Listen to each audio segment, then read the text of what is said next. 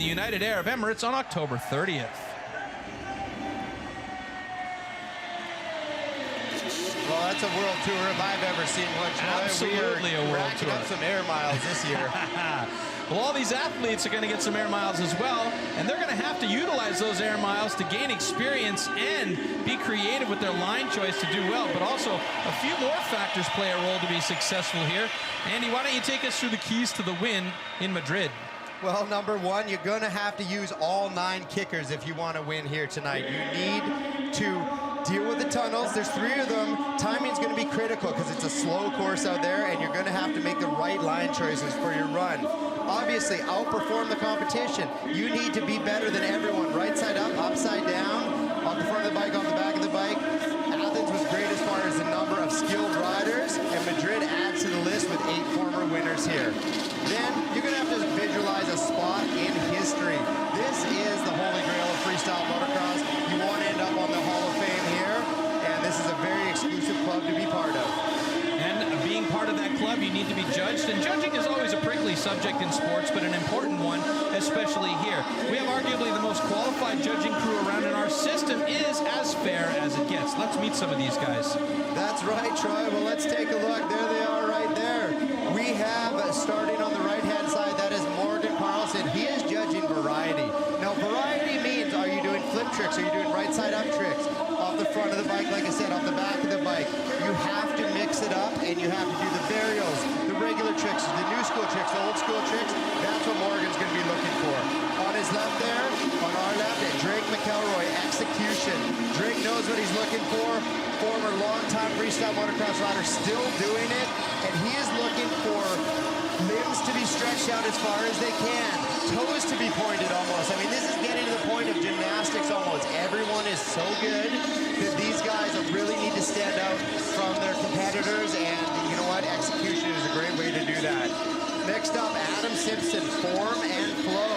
That's how well the rider gets around this track and how good he looks doing it. It's kind of like style. How do you look out there? Do you know where you're going? Are you following the lines correctly, or are you kind of coming to dead ends and stopping along the way? Course, use of course, that is Jose Gasper there in the white shirt. Long-time freestyle fan. He's written about this sport since the very beginning. He is going to be judging you on how well you use the course and the 9 different obstacles out there. And if you miss one, that's tough. Next up, we have Alvaro Del Fara. You'll see him there with the handlebars in his hands. This is actually such a cool, unique feature of our Red Bull X Fighters judging. As the rider rides, he will be live judging. See the handlebars there. He'll be twisting the throttle on the right. The more excited the rider gets, the more excited the fans get, the higher that score is going to go, and we'll know one of the scores before the rider is even done. Overseeing it all, we're going to have Jason Moriarty. He's our head judge, and for more on that, we're going to go down to him, and he can explain exactly when he is going to get called in to make a decision. Head judge, and yeah, my job here is to coordinate all the judges, make sure that everything is accurate and correct, and whenever there's a really close call, I have got to make the decision and ensure the right guy goes through. Well, thank you, Jason. Yeah, Jason knows this. I mean, he's a rider himself. He's been around since the beginning of this sport. And he's also he's judged more of these competitions than almost anyone. So when the tough call has to be made, it's going to be coming from his mouth. So we know we can trust him. Yeah, now let's take a look at the star list for our first round.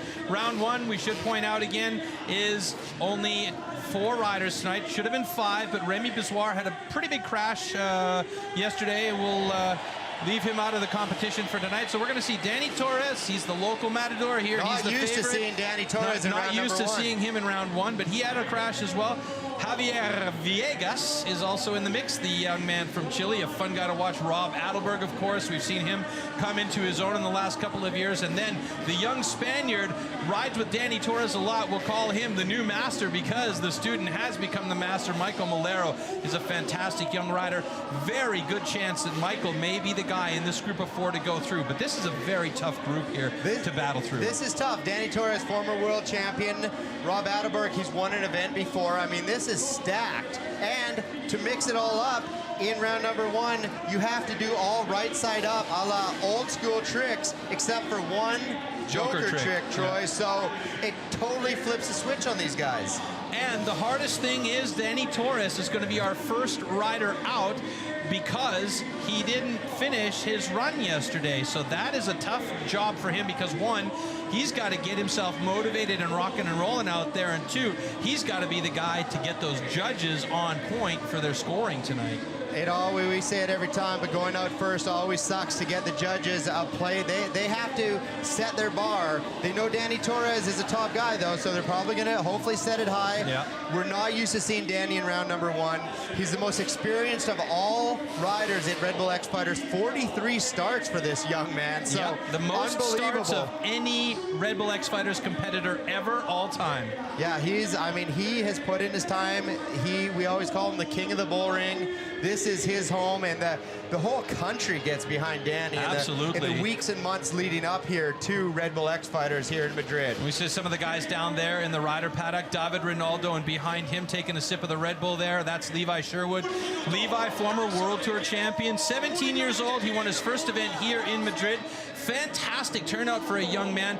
Unfortunately, like I mentioned off the top here of our first round graphic, we won't see Remy Bizoir. He had a pretty big crash when he was attempting a vault yesterday in the qualification. Went down, didn't look too bad from the initial hit. He got right back up, but then he said he didn't feel right. I think he hit his head a little bit today, and his shoulder. Maybe a bit of a whiplash, and it's probably a smarter decision on his part to opt out of tonight and just stay safe for the next event in Pretoria. All right, Mr. Torres.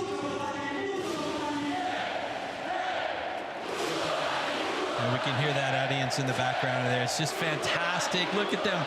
They're so behind their local matador. It just gives me goosebumps up here to think, Danny is such a high-level competitor. He's going to be coming out here. He's got everybody in this stadium on his side, and that's going to be a motivating factor for him as well. But then there's Michael Malero. He's also got those. Well, and here we go. Right side up tricks only for Danny. McMetz starting off for Danny. It looked like he wanted to actually combo that McMetz up, but he went really long on that. I got clarification. It is a 35-meter jump, which is 115 feet. That's huge. And that's a big dog to start off on. A whipped out Stalefish saran wrap, a little bit of Indian air there, crossing up his legs. Indian air is when the legs scissor a little bit, so he does that very old school trick way back in the Mike Metzger days, the late 90s. And Danny coming around, Fred Flintstone. I love that the trick. running So man fun. there. And Danny's got a good flow going, 20 seconds on the clock, so he should have this jump and maybe one more if he times it right. I'm curious to see what his Joker trick is going to be. He stretches out the flatliner and then loops around here, and he's going back to the big dog. As long as you're under power into the tunnel when that clock hits 0, You're okay. the head judge is going to call this a make, even though the clock's at 0 now. This is going to count. And that, that was wow, the an executioner to double grab, ladders back onto the bike on the 115-foot ramp. That is a way to leave a statement in the judges' minds right there. Yeah, and that's a really good finish for him as well. What a fantastic way to end a run using that Joker as his last jump. And I mean, like you said, that's going to leave an impression on these judges. And that's what Danny Torres does. He gets out there and he absolutely leaves an impression. So a great way to start off the run for Danny Torres. Man, nice to see him out there, especially after his crash yesterday. And yeah, it's good. All right, it's a good run. Let's take a look all back right, here. there's that Stalefish saran there, Indian it over with the whip going on. Landed long, though, like you said. Little bit long. But remember, these judges are going to be looking at every single thing, including the way the bike hits the ground, and you want it to touch down both tires at the same time. And there, hopefully we can see that again. Look at this. So he goes back, executioner, he touches his hand on his boot with a one-handed seat grab, and then goes straight to the double grab. So he does both, actually. Yeah, that's a nice combo as well. That's a big, big combo. And making it rain is Danny Torres for the Spanish fans here. Very solid run. And that, he kind of just laid it down for who I feel is maybe going to be his biggest competitor right now, Malero. This is a tough one on Rob Adelberg because Adelberg can come with the really big tricks and the varials and the flip tricks and all that stuff, but you're not allowed to do them right now. He's only allowed one. Both Malero and Danny Torres have such picture-perfect extension. They're both little guys.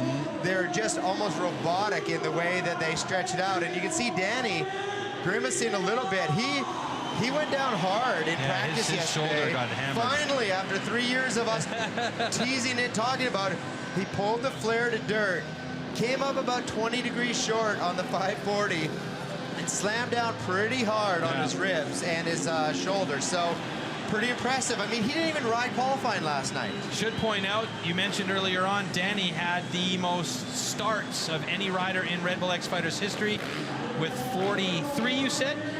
43. 43. And he's also second in wins overall with 7 wins. So he's up there in good company. Levi Sherwood, the only other guy with more wins and with 8. Our next rider out will be Javier Villegas from Chile. Javier, just to make you happy, buddy. He was giving us the gears downstairs about not rolling the R at the end of his name. And I said, I'm Canadian. We don't know how to roll R's, Javier. Come on. Looking good, though. He is ready to come out, and he looked solid last night. He felt like he rode a little better than his score last night showed. He told me a little earlier, so I feel like he's going to have a little chip on his shoulder right now, and he's going to come out swinging. Well, that's the thing, you know, when Javier has a chip on his shoulder, he does do well. I mean, it seems to be when he gets, you know, let's say, for lack of a better term, ticked off, he rides hard and strong. Here we go. Big, stretched out kiss of death there over the 115-footer, and he wanted a little bit extra hang time, so he went about 135 feet on the 115-footer. But he held it long. He held it really long, and that's something the judges are definitely going to appreciate. Execution is going to love that. An absolutely big, stretched out Superman seat grab backflip right there. We should point out the difference. You'll hear sometimes in the night a one-handed heart attack. It looks almost the same, but folks, that's when the rider is perpendicular to the bike, not parallel. Oh my goodness! That right there is the biggest whip I've ever seen Javier do. Wow! Just crank that thing over. I don't know if he's been watching a little bit of Best Whip or what, but that's as good as I've ever seen him whip it by far. That was fantastic. Oh yeah, one of my favorite Javier tricks. We haven't seen that in a long time. Yeah. We always called that the Pastrana because we didn't know what to call it. I know Travis did that a long time ago, but he just adds one more dimension to it by putting that helmet on that back fender, right? Except he does it way better than Travis. Holy grab. That's where you float back. You don't ladder your hands back to the double grab. You actually let go of the bars and float back to the double grab, hold on, and then climb back on the bike. Great run for Javier. And if we're comparing apples to apples, if we look at the run of Javier and the run of Danny, both were very, very similar. But, I mean, and we're not going to see any scores until all 4 of these riders have ridden and we find out who's going to be moving on to the quarterfinal. But if I had to say the one variable that's going to, or the variable in this run of Javier between or compared to Danny is going to be the Joker trick, and Danny's was just a hair stronger. Wow, though, look at the hang time and the hold. Execution judge going to absolutely love that. And that was almost a heart attack flip there. You see, like you explained, he gets about halfway in between, straight up and down on the bike and not. And that's actually a live shot of the GoPro on his fender. Yeah. Right there. Look at that. Cranks it around. I mean, what got into him, Javier? That was an amazing whip right there. Look at that right there. That helmet getting back there and tagging that back fender. That means just amazing, that trick. I love it. I love it. Double grab, Superman, super nice. Really liking the extensions and the execution we got out of Javier tonight. Yeah. This is as well as I've seen him ride, to tell you the truth. He really is focusing on holding each one of those tricks to perfection. Well, you know, he's back from injury. He's back being a bit healthier than he has been in the last months, and it's really showing in his confidence out there on course. So that's a really nice run from Javier. And to be quite honest with you, it is making it difficult on these judges already with 2 good runs in the bag.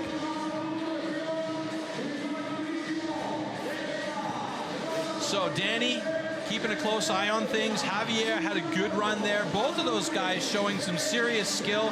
Our next rider out is going to be Rob Adelberg. Now, Rob struggled for quite a long time to get the smoothness factor into his runs. He was kind of frantic, but you knew he had the skills there. And after his win in Glen Helen in the States a couple years ago, his confidence and the way he rides has really improved. And we both mentioned it talking to each other earlier. He's so smooth and so consistent with his runs these days. It's amazing. Well, I think he said he also wasn't happy. He thought he did a little bit more in that qualifier last night, so he didn't expect to end up here in this first round. So he's going to come out swinging. He said something that he relies on is his ability to just get out there and get right into it. So you're right, I agree on 100%. He's just smoothed up so much since that win. And I really love the way that he fully commits to his tricks and extends. Here we go. Cliffhanger backflip off the 115-footer. Great extension. You notice he gets the handlebars right down near his feet, not up near his knees, and he really straightens out of the hips. Great jump for that Joker trick. And the judges like to see you come out and not warm up and just get going big at the very start. Stretches out the 9 o'clock knack-knack. Puts down his flip levers. You'll see them messing with the bars up there. Those are levers that actually help them get the bike back underneath them during a big flip trick. He comes out from underneath. Oh, wow. And does a one-hand heart attack. Nice extension. This is what I was talking about. He just pushes him and commits every time. And then he comes around here on this elevated super kicker, looking for that use of course. First guy to use it tonight. Just a little bit of a side super canyon air there, but he lands side saddle, which, you know, the judges love to see these little combos. They up the difficulty just a little bit. Oh, cliffhanger to no-hander land to the base jumper. Oh, yeah. Oh, yeah. Rob with a nice finish there for the judges.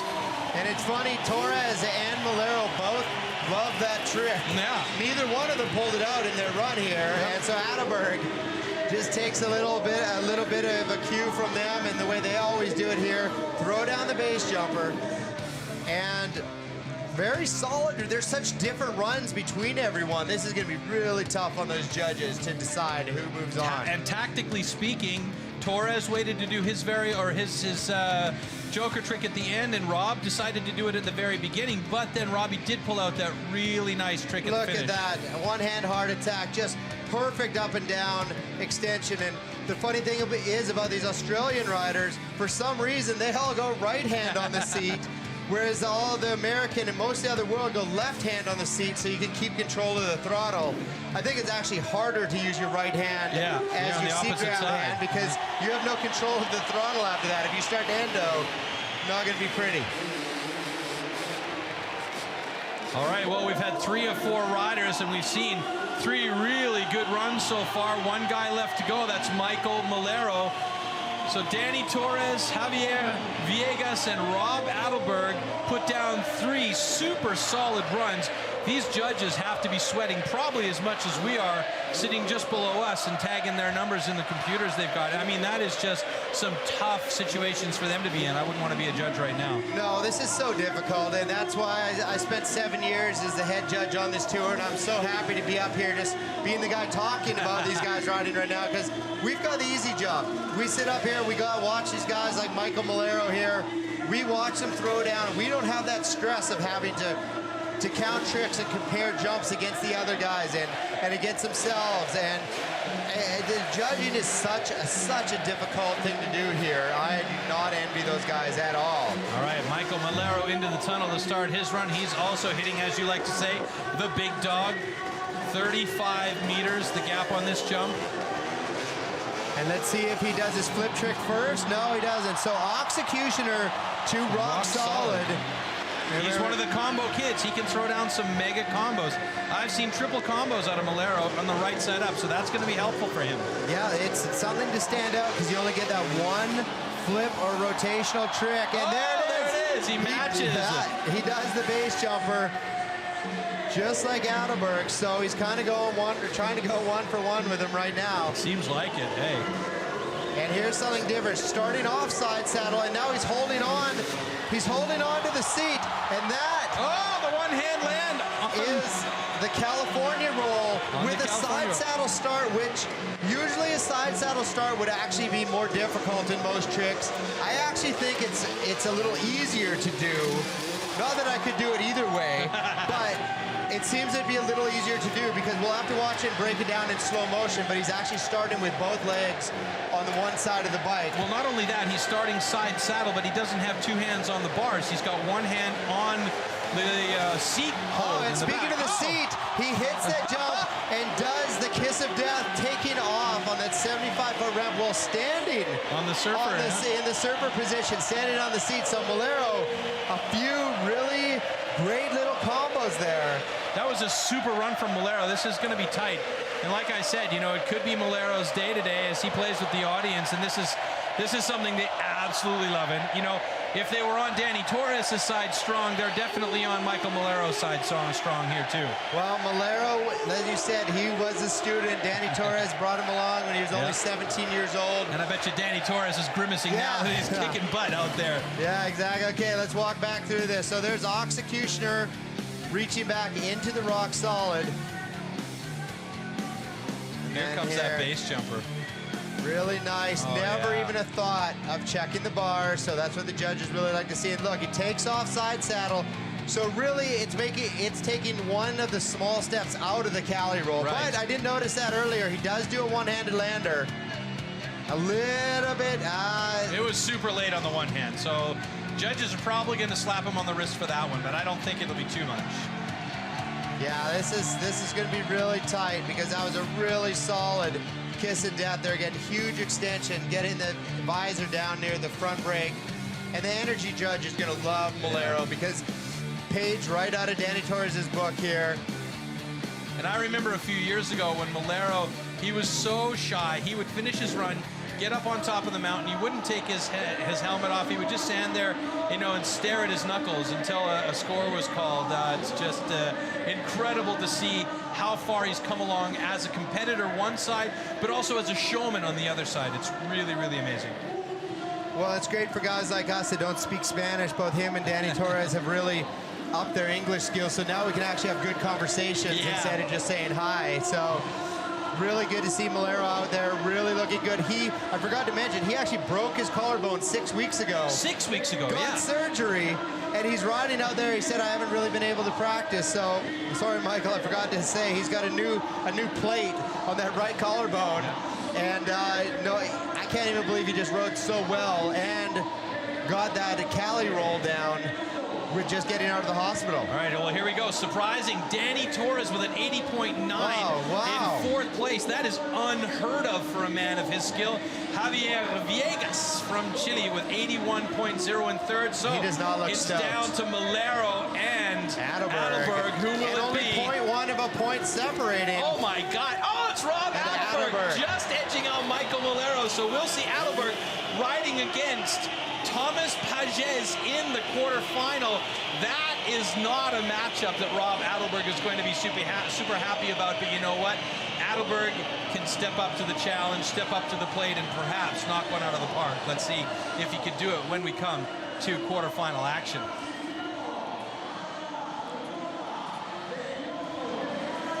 Well, Adelberg already has a third place in Greece, so he's got some momentum on his side. But like you said, going up against Tom, nobody wants to do that. Nope, not fun, especially in this building, because Tom just seems to have an extra bit of, I don't want to say motivation, because he's always motivated to do well, but he just seems to have an extra bit of oomph in his riding here.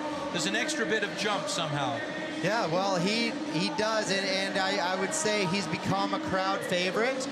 And now that Danny Torres is out, Tom Pages could be the crowd favorite out here because of probably in part, the last 2 years he's won here, and last year he put down maybe the best run to that point in FMX history. Yeah, right. And I mean, he's pretty much an honorary Spaniard in this town, you know? I agree. And the folks love him here, and they love him, you know, because he comes out and he does these incredible tricks, and he's really the man who has changed the face of freestyle motocross, and everybody else has had to step up and keep up. Basically, what it boils down to. All right, well, there's Rob Adelberg down there. He knows he's moving on, so what he has to do now is he has to sketch out a run for the quarterfinals. He knows he's going against Tom, so he knows he's going to have to bring everything to the table. Yeah, and the quarterfinals, 75 seconds long, so these guys have an extra 15 seconds compared to round one. And then when we move on to semis, it's going to go up to 90 seconds with the head-to-head battles. And then in the final, we got 1:05, so 145 seconds for these guys to work this whole course, which is pretty nice to see. A little bit extra time to get a few extra jumps in Well, here. yeah, this is just such a tough course to plan your route through with all the tunnels and everything. I mean, it is slow. It's slippery out in the tunnels. We've actually seen guys go down getting back there to turn around in such a hurry before. So get a look at our World Tour champion from last year, Josh Sheehan there. Tom. He's looking relaxed. He does. I think he looks stressed. When I saw him down there earlier, he even said he was stressed. He's got something in his back pocket for tonight. I don't know if we want to break the news yet, but I don't think so. We'll wait. Mr. Adam Jones, looking nice and cool and just ready to go. He just said he's ready to put down his run. Well, Sheehan and Ronaldo are going to go up against each other. Then it's going to be Jones and Moore, Higashino and Sherwood, and Adelberg and Pages in the first set of head-to-head battles in the quarterfinal.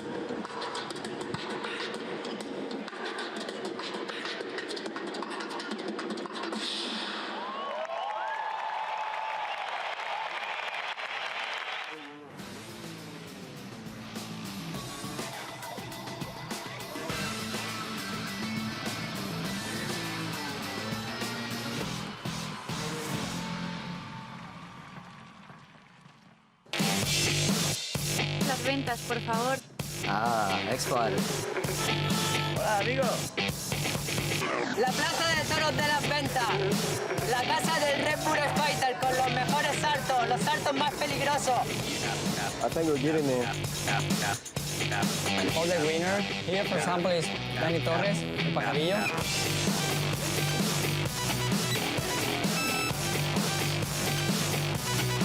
Oh, lo siento, amigo. I don't have it no more. Oh, man.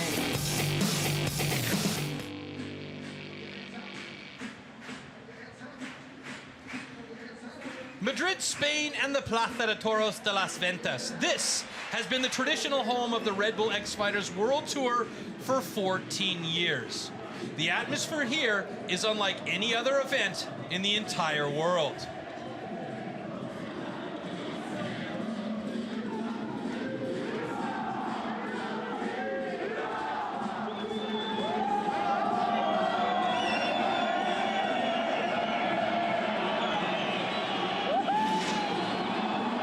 Year after year, our expectations have been blown away in Las Ventas. Here is where legends are born. Welcome, everyone. Troy Mannering bringing you all the action live, along with expert analysis from my friend Andy Bell. Thanks, Troy. You're right when you say legends to refer to this place and all the riders here tonight.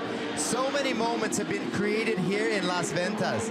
The atmosphere is the best in the world of freestyle motocross. The fans are passionate. The location is absolutely epic, and the riders are second to none. The 2015 Red Bull X Fighters World Tour features 5 stops around the world, beginning in Mexico City. From there, we moved on to Athens, Greece, and the Dionysus Marble Quarry. And here we are again for a classic in Madrid at the Plaza de Toros de las Ventas. After Madrid, we'll move on to Pretoria, South Africa for the second time on the 12th of September. And finally, we'll crown a World Tour champion in the United Arab Emirates on October 30th. And there we're looking at the riders area at this epic location. Dani Torres Unfortunately, we're not seeing him ride anymore tonight, but we'll see him back riding soon enough. And I tell you what, this is the spot that all freestyle motocross riders want to be in. Winners of many other events from other locations still long to have their picture and name on this wall here in the Hall of Fame in Las Ventas. Well, take a look at the names up here. Nate Adams, Travis Pastrana, Rabot, Torres. You know, 4 of these guys are actually still riding here tonight. Levi Sherwood and that man, Tom Pages. 2 in a row, looking for his 3rd, looking for that plaque right there to go on the wall. This is what everybody's fighting for right now. Well, there are 2 other guys here looking for hat tricks in particular. Clinton Moore wants to win his 3rd event of the season, and Thomas Pages is looking to take his 3rd Las Ventas event win in 3 seasons.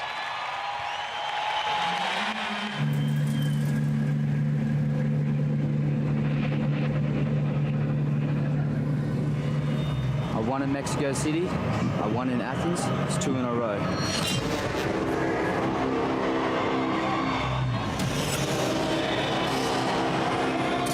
So why am I winning here, I think, is because my bag of tricks that I've got, me putting it together like a package, is, you know, unbeatable. I won Madrid 2013, I won Madrid 2014, that's also 2 in a row.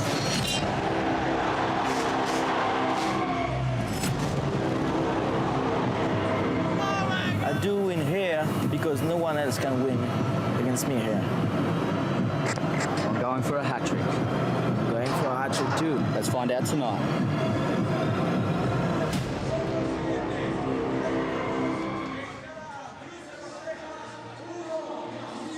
Two supremely confident athletes in their skill levels, and Thomas Pages is looking to have a hat trick here of wins in Las Ventas. He won in 2013. He won here in 2014. If he can get 2015, that is an incredible feat for this young man from France who has turned the freestyle motocross world right side up. But then again, we have Levi Sherwood, who was the youngest winner in freestyle motocross or Red Bull X Fighters World Tour history back in 2009. At 17 years old, he won. And then, of course, there is Josh Sheehan.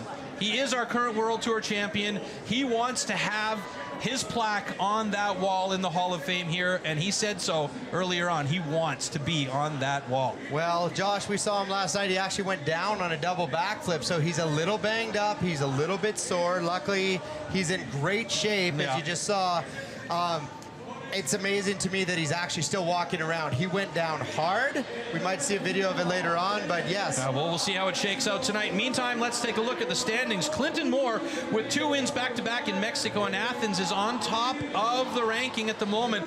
Thomas Pages and Levi Sherwood both with 80 points after 2 events, though, in 2nd and 3rd place. And then we have Rob Adelberg, who squeaks in to the quarterfinals tonight. Danny Torres and David Ronaldo rounding out the top 6. Danny Torres, unfortunately, not going to be riding anymore this evening, but David Ronaldo will be in the mix, and he's an interesting character as well. Nice to see him doing well out there. And these guys all have certain factors they need to take care of as we take a look here at this huge track. Let's take a look at the keys to the win, Andy. Well, with 9 jumps, it's the most we've ever had here in the bull ring. There are 3 tunnels still to deal with, so timing is going to be critical. You have to make the right line choice in order to get all your jumps in. Obviously, you need to outperform the competition. You got to be up top. You got to visualize this thing. Athens had a ton of skilled riders. We have 8 former tour or event winners here in Madrid. Well, these guys all judged by a panel of experts out there. We'll take a real quick peek at what our panel of judges looks like here in Madrid. Well, I love it here at Red Bull X Fighters. We have a very unique judging system that is very different from anywhere else. We have 5 different categories judged by 5 different guys who are all experts. We have variety, execution, style, use of course, and energy. Those are our 5 categories. So you may have the biggest tricks, but if you don't extend them and do a bunch of different things in different varieties, you have no chance of winning here in Madrid. And we also have a head judge to break all the ties, Jason Moriarty. All right, well, now we're getting into head-to-head action in the quarterfinals, and that means it's win or go home. Head-to-head, timed run of 75 seconds. There you see on the graphic, and you've got to win 3 of those 5 categories that you just mentioned there, Andy. So this is where it gets really interesting, and this is one of the things that makes the Red Bull X Fighters World Tour a standout tour because of these head-to-head battles. And the first head-to-head we're going to see is a doozy for David Ronaldo because he's going up against Mr. Double Backflip, Josh Sheehan. Well, that's a card no one wants to get pulled. Yeah, absolutely. And we're going to take a look back here at the unlucky loser from the first round, Danny Torres. And I believe we're also going to see a couple of shots of Michael Malero in this one. The 2 guys that got eliminated, the Spaniard favorites, are out. So we won't see them riding anymore. There was Making It Rain, Danny Torres, and here, Michael Malero. 2 fantastic riders. And it's not luck of the draw. These guys rode fantastic in that first round. But the judges thought that Robbie Adelberg was just a tick better. Well, like I said earlier, judging is not something you want to do here. All right, here we go. Josh Sheehan will be the first guy to go.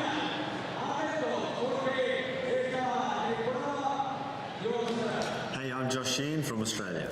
Madrid is pretty much a best trick comp, so I better bring my best.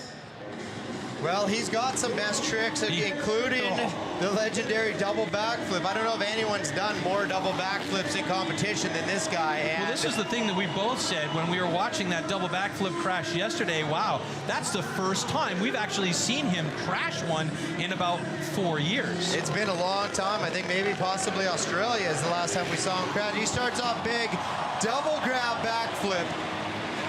The big 450, get him over that 115-footer, no problem. Starting off big and coming right into the corner. And an Indian Air flare for Sheehan. And he comes around really nice. He's really getting comfortable with that trick. Yeah, he does get that rotation really well. I mean, we saw the first time he did that at in Athens, and yeah, he struggled a bit with it, but now he's got it nailed. Yeah, laying it out, a little Indian Air there on the flatliner. Good line choice so far. He's still got 40 seconds left, and he's got 4 jumps in. So solid here, coming out of the tunnel underneath us here. And then that is a holy grab. Combo to executioner. Nice. Yes. So the holy grab, he floats back to, instead of walking his hands back, he floats back to the double grab position. Executioner, he goes back with one hand, taps his boot. I should point out it's the opposite boot. The opposite boot, and there, nice 360 with the upside knack in there. Gets really laid over on that 360. And then here we go. Double, double. Oh, no. Oh, no. He had it this time. He had it this time, and he was just a little bit too short. Same problem that he had last night, but he's up, and you can see he is angry. He is not happy with the way that worked out at all. Well, I think he's struggling with it. There's only about 65 feet of run up to get the speed for that double backflip, where usually the double backflip ramp is set up with a good 100+ feet of in-run. So he's coming around that corner. He doesn't have much time to get his speed up and get comfortable, get the revs up on that big 450. Yeah. So he's rotating a little slower. Last night he actually landed on the nut, like back on the flat. Knuckle, you can see where he landed there on the landing. We can see, so he actually went about 6 feet further tonight, but he still didn't make it all the way around. But I have to ask you, Andy, on this particular instance, we saw him make it a little bit farther this time, but is it that he didn't set up at the start of that in-run, or did he just go into it too quickly? I just, as we get a look back at some of his highlights here in slow motion, and here is his flare, gets that Indian Air kick, brings the bike around really nicely. Great amplitude. He carves left pretty far, so he's getting a good carve there. And let's check a couple of his other tricks out here. It really stretches that flatliner out with a big Indian Air scissor kick. I'm really looking forward to seeing this replay on the double back. Yeah, it just, I mean, what happened is wow, look at that. That upside knack on the 3 perfectly lands that. And then here's our double. 1, and then around 2, just nose bonks. It just so 6 inches short, and he is just not happy. And there's Tom Pages, upper left of your screen. Yeah, and he knows exactly what's happening there, and he doesn't want to see this happen, you know? None of these guys want to see each other crash, but look how close he was. And he was close. He landed hard on that front wheel, and he still managed to muscle that bike down to the bottom of that landing ramp. I mean, that is incredible strength, but there was no hoping. There's no helping him at all. A little bit of a face plant. You know, you can see he is not happy. He hits his head a little bit because he almost falls over there and just didn't get the rotation. But back to your question, Troy, it's not that he's not trying to set up. There's just no setup room. Yeah. The fact that he's going for a double backflip right there is absolutely crazy. Glad to see him okay. Well, a door has just been opened for a young man that we've been really looking forward to see ride, David Ronaldo. He's been improving step by step. Here we go. He's next. Hello, I'm David Ronaldo from France. I can't wait to ride here and having fun on my bike. 2 years ago, David crashed against the wall in an arena event and managed to jam his hand in between the pads of the wall and break his middle finger on his right hand.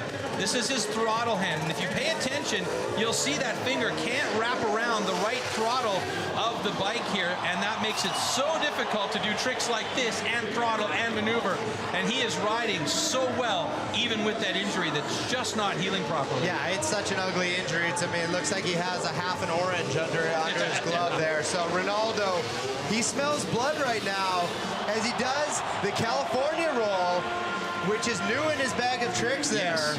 And these guys are stepping up at a pace that I've never seen in freestyle motocross. Well, they didn't have a choice with the way that Thomas is riding these days.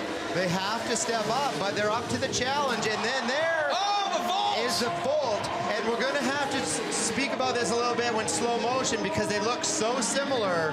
We'll break it down a little bit later in slow motion. But here's the elevated super kicker, Cordova backflip for Ronaldo. He's going for that use of course. Very smart, since that is actually 20% of your mark out there. Yeah, big time. Speaking of 20, he's got 20 seconds left in the run here. And a little bit of a stall on the bike there. And there we're not actually sure what to call that. We're saying it's I asked him about this. He said it's a mace twist, heart attack, one-hand combo. Well, and now, and whoa! The transfer flip, speaking of taking pages out of each other's books, Levi Sherwood had about 2 events to be the only guy doing that brand new transfer flip. And now David's got it, as close as it was, and this one's going to count. He was in the tunnel on time. Rock solid to no-hand lander, and he is pumped, and we're going to see right now where the judges fall on, because we saw this in Athens. Tom Pages had a small crash at the start of his run and still went on to win. That's true. That's true. But they had a huge judges meeting yesterday morning about that exact thing. If you crash during your run, are you in or you out, no matter how the rest of your run goes? And the vote was exactly split with the riders. 50% said no problem, 50% said you have no chance no matter what you do after that. So yeah, okay, but by virtue of David Ronaldo here not crashing, and there's what we were talking about. There's the Cali roll. That's the Cali roll. So the Cali roll is when you take off holding the seat and then you spin around, and then there's the Volt, which is a different type. That's the original body varial, where you step off the side of the motorcycle and do a 360. Should qualify what a body varial is for the people that are just joining us or aren't sure what a body varial is. The body varial is any time when the bike is still riding through the air and you step away from the bike and rotate your body either perpendicular or horizontal, depending on the axis. And there's that transfer flip right there we were speaking about. Levi Sherwood just came out with it 2 events ago, and already Ronaldo picking it up, knowing there used to be a time in freestyle motocross where you had a bit of time with the new trick before everyone started doing it, but nowadays, there's no time. If you see someone do it, you have to step up. It's incredible. So, all right, we're going to see what way the judges go here. This is our judging decision. Keep an eye on the bottom of your screen there. You'll see the various categories. So there, variety goes to Josh Sheehan. So this is a good sign for Sheeny right now. Wow. That's surprising. David Ronaldo gets execution. So at this point, they're dead even. Surprising, Sheehan got variety. Ronaldo takes a second helmet for style. It only takes one more helmet for Ronaldo. And it's it's going to be Ronaldo moving on to the semifinals. He'll get use of course, and that was exactly what you mentioned, Andy. 20% of the score for use of course, and he used that mini quarter, not the mini quarter pipe, but the super kicker off the elevated ramp. It's the most forgotten about part of this judging system, and these guys ride with this system. Week in and event after event after event, and everybody forgets because no one really wants to hit that mini super kicker. It's a filler, but you have to. Yeah, and definitely you've got to do the job out there properly as we take one more look at Ronaldo's vault. Just a fantastic run. He'll clean that up a bit, come second time out on course and get everything really tickety-boo. But just a note, this is Ronaldo's second semifinal this season, and now we move on to the next quarterfinal between Adam Jones and Clinton Moore. And Adam Jones has been fantastic the last few events. I really have been enjoying watching him ride. He's been smooth, he's been confident, he's looked good out there. The only thing for me that's missing from Jonesy's repertoire are those new school tricks. And I have to ask you, you know these guys probably better than anybody. Jonesy, is he thinking about going out there, hitting the foam pit and having the vault or the special flip or any of these other tricks, or is he just happy to get out there and ride his style? Well, I haven't really talked to him a lot about it, but I do feel that Adam's 31 years old. He's happy where he is. He's one of the top elite freestyle riders in the world for the last 8 years. I think he just wants to keep it that way and stay safe. I think I don't blame him, actually. Well, Adam Jones will be the first to ride in this next head-to-head against Clinton Moore. Clinton Moore, our current tour leader. Here's Adam. What's up? I'm Adam Jones from the United States. Absolutely nothing makes me laugh. Adam, that makes me laugh. That makes me laugh for sure. You know what? He's always goofing around. He's a happy dude, and you know what? He has ridden maybe more events around the world than almost anybody in this game. He's a veteran. He's mature. He rides so smooth these days. I love seeing it. And you just see these extensions. Dead body flip, 115-footer. Just starts off huge. He's coming out swinging, but what I like and I dislike about the way Adam's riding is he's riding for himself. He doesn't care. He's doing what he wants to do, which I love about Adam. But sometimes I wish he would think more about the judges so he would score better, because he is doing executions and tricks harder than anyone. And he's absolutely got the skills to step it to the next level with these new varial tricks. And yeah, it'd be nice to see him get into that. Yeah, look at that. I mean, that's that amazing. Right there, the turntable to saran wrap. We'll have to check it out in slow motion. I mean, that is so technical and so difficult. That's a double hit in one jump. Yeah, I mean, it stretches out. I mean, look at that. Double grab and flip.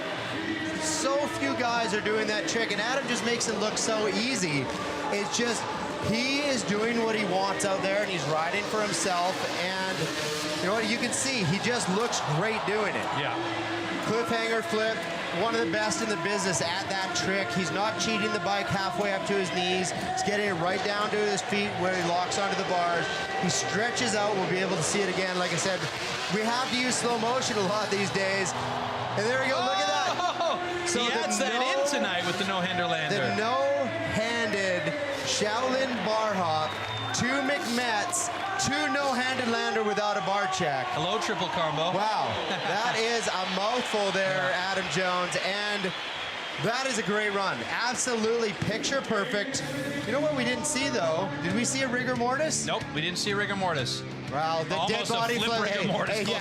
That dead body flip was getting up into rigor mortis. And check out the extension. We haven't seen a rigor mortis out of him in a couple of events, actually. I don't remember seeing one in Athens. There's that turntable, and then comes around for the saran wrap. Late combo, but very, very technical. And he ladders. I didn't even notice that was a double grab, Indian air, almost heart attack, backflip. Lots of combos, and look at that, locking in just right near the top of his boots, straightening out of the hips, and look at that. Bar hop, no-hander. McMets, no bar check. Wow. 2 no-handed lander. That is such a high level of difficulty right there. Great ride, Adam Jones, and he really This is going to be such a classic battle right now of, I mean, old school versus new school. Not that they're that different in age, but Clinton Moore, our current World Tour leader, has all the new tricks. Yes, he Adam does. Jones is going old school, but doing it to perfection and with high-level combos. We'll see what the judges like. Well, here we go with Clinton Moore. Hey, Clinton Moore from Australia. Pressure is good. It makes you stay in your game. Well, Clinton's been staying on his game. Chatting earlier, he just said, I just wanted to come into this year and be consistent. Well, 2 first-place finishes, that's pretty consistent, I have to say. Well, he's aiming for a hat trick off. We saw that off the top of the show here. If he wins this event, that's 3 in a row. And that will be only the second rider in the history of the Red Bull X Fighters to do that, besides Matt Verbeau in 2008. Well, starting off strong with that dead body flip, and then comes around with the big flare.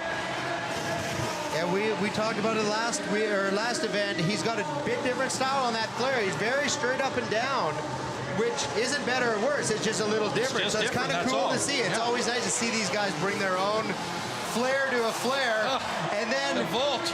The vault, absolutely. He's got this as nailed as anybody out there. I mean, he is back around before he's halfway through the jump. Well, he did his first vault back in 2010, so he's got it in the bag and has had it in the bag for a while. Oh, and there the Bundy! Yeah, wow, and speaking of varials, that is his very own varial. No one else can touch.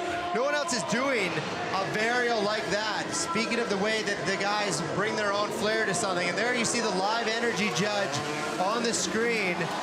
And right now, that was close. So close. Does a little, I don't know if he'll get extra points for that nose bonk. If he was snowboarding or skateboarding, it might get a little extra points. For sure, yeah. Freestyle moto, that was just an extra pucker factor. And then nice 360 for Clinton to finish off, and you see the live energy judge out there, 86.2 for Clinton. He liked it. He liked it. So we know that Clinton Moore is going to have at least one helmet in the energy, entertainment, and excitement factor. And I want to mention something here with that 360 that it did just off the end. A 360 on a freestyle motocross bike is so difficult to do. It's not like tearing around a BMX or a mountain bike. You've got that motor, you've got the centrifugal force, and the fact that these guys can lay out a 360 like that is just amazing to me every time. You see a little camaraderie up there from the boys on top, and there Clinton started off the exact same as Adam Jones with that dead body backflip, and you see him carve. He carves from really low on the ramp there. Really low, but he still gets the amplitude. Yeah, he gets the amplitude, and he gets that spin around. And so let's count out those quote-unquote new school tricks. There's number 2, the vault. He's got the flare, he's got the vault, and then check this out, the Bundy. He goes through bar hop, rigor mortis style, and then he actually flips around on his left hand, has to let go with his left hand, has to let go with his right hand, turn his wrist back over. I mean, there's a lot going on, and he's the only guy in the world doing a trick like that right now. Yeah, and there's that really, really close one. And this is the 360. Just love that angle because you can really see how he lays it out. Well, it looks like he's going to continue on his winning ways, and the thing that sucks about this for Adam Jones is Adam rode perfectly. Yes, absolutely. Absolutely perfectly. He couldn't do any better. Well, we already know that Clinton Moore is going to own that energy, excitement, and entertainment score. Execution goes to Clinton Moore. And I feel that one could have gone either way because Adam has perfect execution. He really does. Adam Jones, though, gets the style one. And these guys having a bit of fun up there, Adam Jones. And use of chorus goes to Clinton Moore, of course. He used the quarter pipe there, so that's a big deal. Clinton Moore moving on to the semifinals. Adam Jones eliminated in this head-to-head number 2 in the quarters. Great job by Clinton Moore, one step farther towards a three-peat or a hat trick, and that's something that he's going to be focusing on. Yeah, I know the hat trick is my favorite thing. Gonna take a look at Clinton. Wow, that nose bog right there. That was so close. All right, quarterfinal number 3, Taka Higashino versus Levi Sherwood. These guys, too, very similarly matched up competitors, although Taka, he's struggling a little bit with an injured foot, so hopefully that won't cause too many issues for him. Taka will be the first to ride between these two. And we got some New Zealand fans in the audience there, so Sherwood's got his own fan club. Now, Sherwood has won 8 of these events, and that's more than anyone. Yeah, he's only he's one event ahead of the next most winningest athlete in Red Bull X Fighters history, Danny Torres. Well, he knows how to win. He does. He knows, and up until... He started early. Yeah, well, he started at 17 years old. Great to see Taka back on tour as well. Yeah, really like Taka. He's our first rider out in the third head-to-head here in quarterfinal action. Hello, I'm Taka Higashino from Japan. Yeah, I'll be enjoy. Yeah, this guy. Always messing around is Taka. I love the irreverent humor from Taka, though. It's just so fun as he heads into the tunnel to start off the big 35-meter-long kicker. Here we go, Taka. Rockataka here. All right. Whoa. There it is. Rock solid backflip, and that is just what an incredible way. And not only a rock solid backflip, over the 115-footer here. Yeah. That is an incredible way to start off. If you want to make an impression on the judges, that's the way to do it. Cordova flip. Beautiful extension. And it looked, I mean, to me up here, it looked like he was going to over-rotate that, but these landings are so high. These are huge. We talked about it at the top of the show. They're so massive, and here comes that Cali roll. Whoops, just about didn't get that left-hand lever. Huh? He invented that thing, and now there's about 5 guys doing it. So it's like you mentioned straight earlier, you know, it's used to have some time before somebody else would come up with your trick. Now everybody's getting right on the horse and moving into the next phase. KOD flip for Taka, 20 seconds left on the clock, so we should see 2 more. Adam tough guying it in there, but you're not fooling us, buddy. Taka stretching out the 9 o'clock knack, nice and smooth. So as long as you're under power going into the tunnel, the last trick, which is this one, will count even if the clock is at 0. And there, an underflip for Taka. Yeah, that's unusual. We normally not seeing him do the underflip. Yeah, that was great. Great way to end off. The judges want to see you start strong and end strong. I mean, these days, you basically have to be strong the whole way through.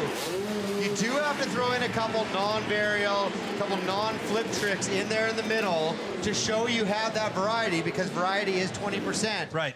But starting strong like this, look at that. Rock solid. And that was best trick action right there with the full extension of his arms as well. It seems like all these guys run these days are full best trick gold medal winning tricks stacked back to back. And look, see that left hand on for the Cali roll.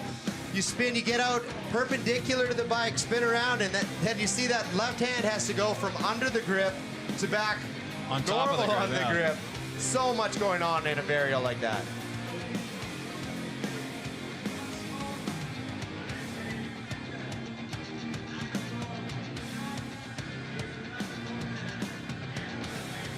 Yeah, Taka's looking really good out there. He's got a good mix of tricks as well, but he's up against Levi Sherwood, who has also some fantastic tricks. And here he is, Levi Sherwood, former World Tour champion, up next. Hey, I'm Levi Sherwood from New Zealand. I've won here in Las Ventas in 2012, and I'd love to get that feeling back. Well, I think he can get that feeling back. Well, yeah, I mean, he's definitely added the tricks that he needs to his cadre of tricks. So well, that's what I like about Levi this year. I mean, he's so focused, and not only is he focused, he's learning new tricks. Yeah. He's putting new tricks down. And he starts off there. The starfish backflip. I think my shoulders just popped out. I mean, a la Dan Pastor back in the day, only upside down as he comes around. Speaking of new stuff for Levi. Yeah, this is just the second time I think he's landed this trick. Yeah, there he goes. The flare, and very smooth.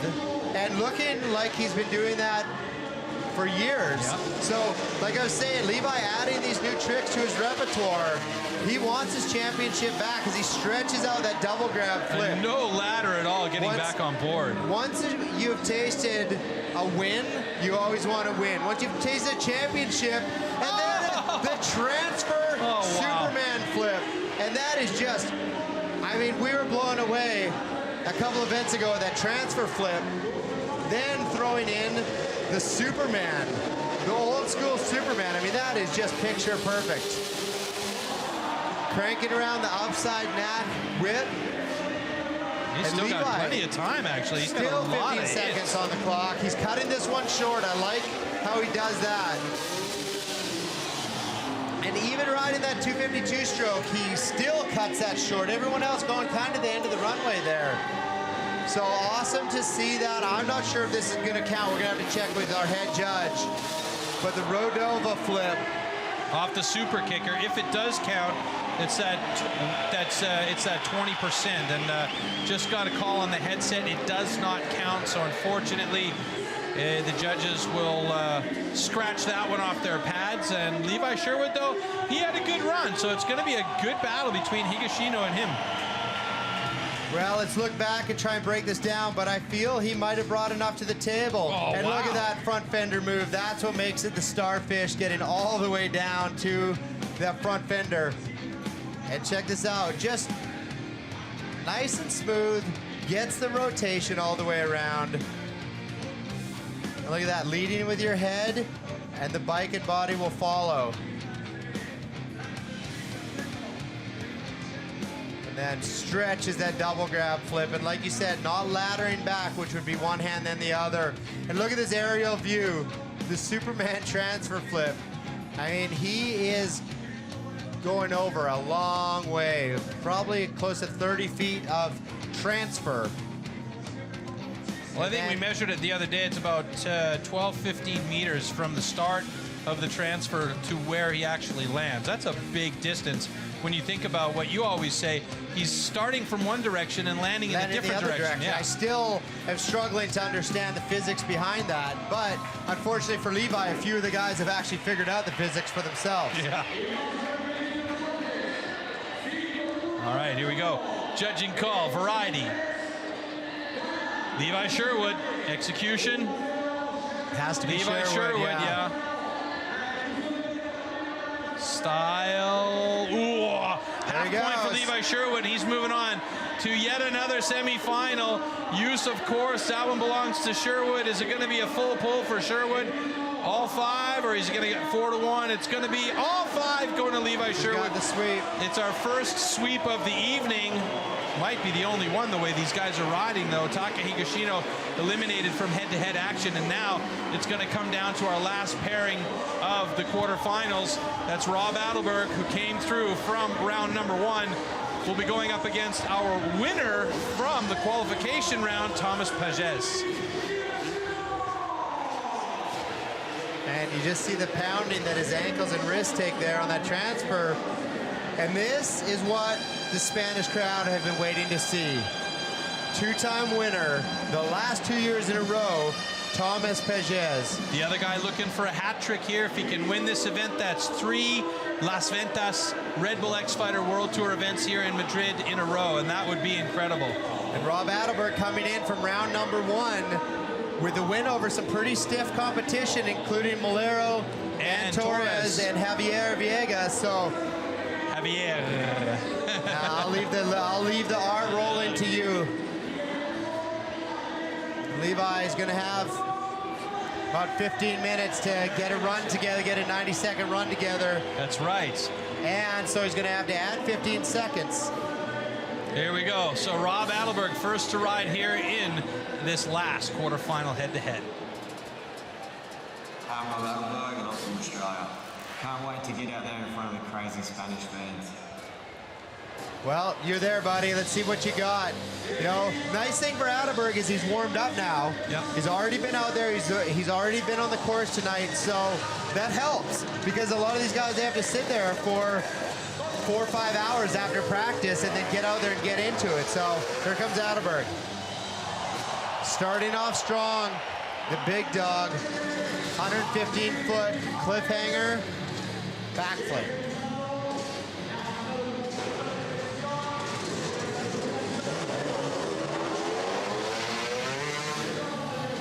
What I really like, too, is Adelberg's not rushing it, but he's not really putt-putting around the course either. You know, he's getting out here, and here comes, the transfer flip out of Adelberg. That's a new one for Adelberg Rob jumps into the Adelberg. school as well. Hey, you know what? That is... I really am blown away to see Adelberg, Valero, Lee, and taking off on Levi's book there, and Ronaldo. And I looked away there. Was that Cali roll? It was Cali roll with a fist bump at the end.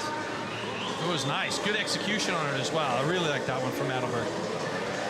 Coming back for the tunnel under us here. One hand heart attack straight up and down. The right hand on the seat and holds it for a long time. Execution judge loves to see that kind of stuff. So do I. Yeah. Who's kidding?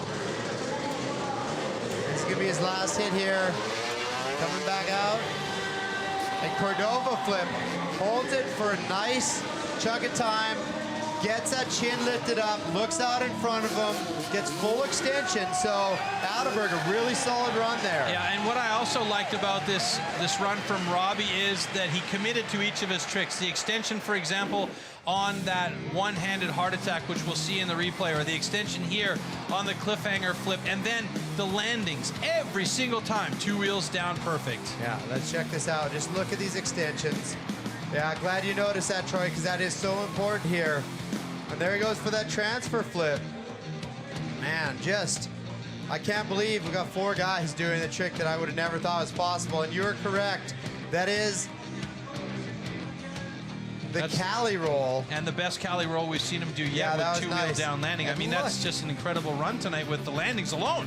It is crazy. He actually uses that rear fender to catapult himself back on. Well, maybe he got his mechanic, Mini Kleinfeld, to add a spring into the fender because he almost got caught in the back of that last thing. night was ugly. He almost didn't get back on. So good to see him just put that out of his mind and come in strong. Absolutely. Well, here's a run that a lot of the people, if not everybody, including us up here in the commentary box, the Bird's Nest, are looking forward to seeing the run from Thomas Pages. This man has taken freestyle motocross to a whole new level, and the only reason why we see quarter pipes out on this course and other variation ramps out on this course are essentially because of Thomas Pages, as Levi Sherwood there in the paddock area visualizing his run, and that's such an important key. Now, you mentioned keys, you know, visualize yourself on that wall, right? All right, here we go, Thomas. Show us what you got, buddy. Hello, I'm Tom Pages from France. Madrid, Las Ventas, is good for the biggest tricks, so it's good for me. Man, he's got a look in his eye today. Yeah. Now we're crossing our fingers up here, and his parents are somewhere in that huge audience here in Las Ventas, keeping a close eye, or maybe they're closing their eyes as tight as they can. I almost close my eyes up here in the booth when he rides, because he leaves it all out on the track every time. It's all or nothing for him. No-handed Superman to start off with. Aren't they calling that a holy man for handlebar to handlebar? Have to double check that. All right, what do we have here? The alley-oop flare. Oh my goodness, it was perfect. Absolutely stomps that. Just it could not be perfect. That's such a high level going on there. I mean, that's something BMX rider Jamie Bestwick would do on the half pipe, and here Tom is doing on his bike, which we didn't talk about this yet, but that's a special bike. He shaved over 30 pounds off that bike by using titanium, carbon fiber, magnesium, make it a smaller gas tank. So many changes to this bike. Special flip. Oh, love that trick. Out of Tom, and now if we know Tom, he's probably going to come in to the vault right now. 17 seconds left. We see the live judging right there. Oh no! Oh my God! Oh my goodness! He got his foot back over. I cannot believe he got back on, and he just skies to flat. And what is going on? He wants one more jump, but this one's not going to count, I don't think. And the flare will not count. He was past his time. And I think he needs to rethink his thought of lines here, because if he wants to get that flare in there, although the semifinals, assuming he does get through to the semifinals and pass Rob Adelberg, he's going to have to get around there a little bit faster. He's got 90 seconds in the semis. That was a definite mistake for Pages in his timing. Yeah, absolutely. And that, I mean, it could cost him. It absolutely could cost him because Adelberg is no slouch, and Adelberg had a great run with lots of varials and combos out there. So this is really going to be tight. But let's go apples to apples. Tom had the special flip. Tom had the alley-oop flare. I mean, that alley-oop flare is worth so the only much. thing that was missing from his run that he tried to get in just outside of the time was the normal flare. But that he started with the alley-oop flare was, you know, a notch higher than the normal one. So I agree. I think he's a little bit safe. Okay, now check this out. Now he's going to the right and twisting to the left, which becomes the right as he changes directions there. I mean, this is just madness. I don't even understand what's going on here. Two-wheel landing stomps it, like you said. Yeah, just I mean, he stomps it with just so much. I mean, in skiing or snowboarding, it would be a stomp. I mean, he just comes around and he knows he's got it. And there's that special flip. A lot of guys have gone to the California roll. No one else is doing the special flip here. That's just the level it's at. Oh, and he floats over away from the bike, and that was about as close as it gets.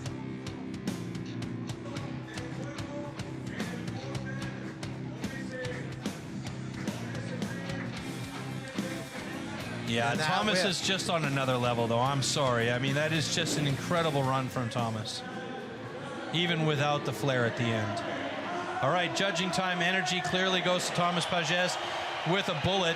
Execution, 88.5 to 88, so Thomas gets the execution as well. Style, yeah, Thomas gets it. He's in a semifinal. Rob Adelberg eliminated in the quarters. It's going to be maybe another full pull. Let's see. We don't see many of these days. Yep. So that's our second sweep. So the last two head-to-heads have been sweeps. It was a sweep for Sherwood, and it was a sweep for Pages. And it looks like Sherwood and Pages are on a collision course because in the semifinal, Clinton Moore is going to go up against Sherwood, although that's a good battle right there. Clinton Moore could very well move ahead of Sherwood, but Sherwood is so skilled and his execution is so beautiful that, you know, it's anybody's guess how that one's going to go.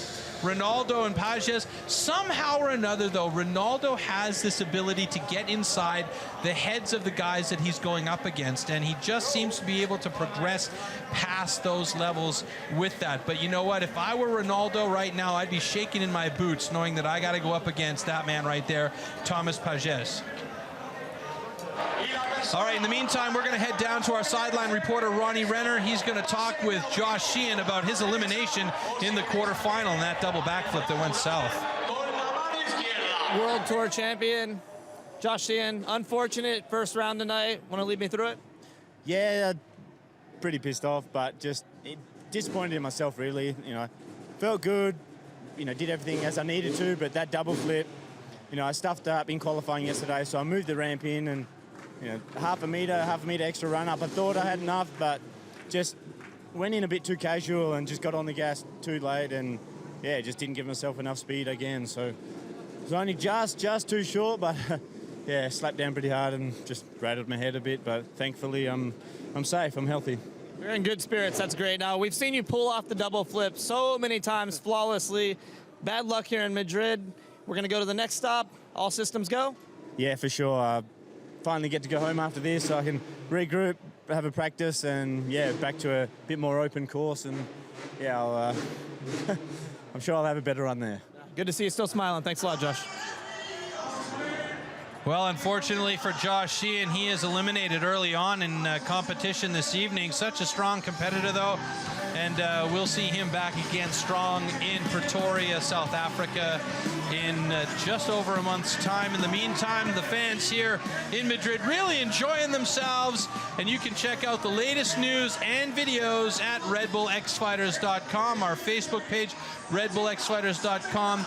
And don't forget, you can also go on to www.redbullxfighters.com and see everything you need to know and find out about the Red Bull X Fighters. So we're going to go back and review our keys to the win a little bit again. And this is one of the things that's come up in conversation all evening long between Andy and myself. Use the 9 kickers. It's a big course, and you got to really time it properly to get around there and use those 9 kickers.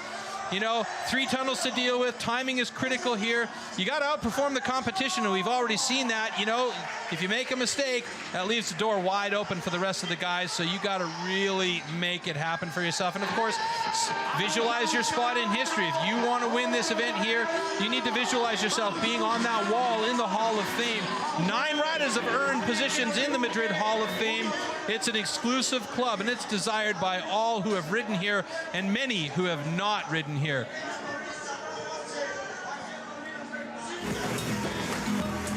Madrid, what a beautiful place.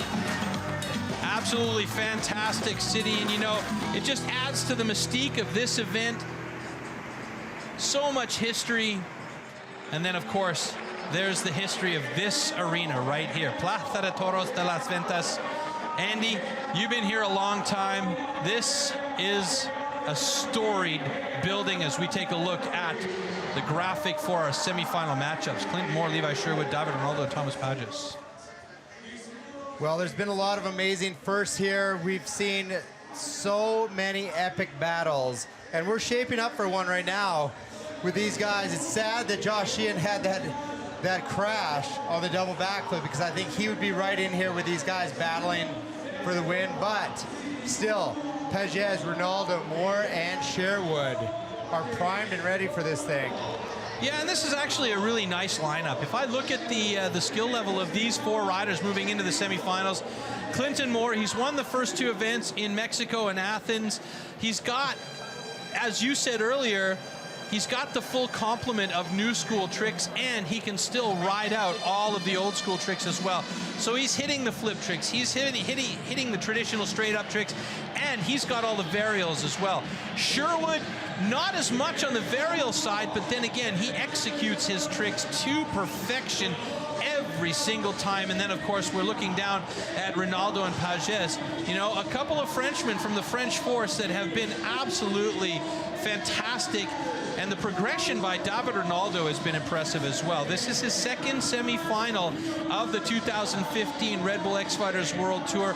You can see the confidence is growing in this young man. So I expect that he is going to give everything he's got, knowing that he's going up against Thomas Pages. And let's not forget, these guys have 90 seconds in the semifinal to make their way around this course to fill out one of those keys to the win. Well, we're going to see how these guys use that extra 15 seconds.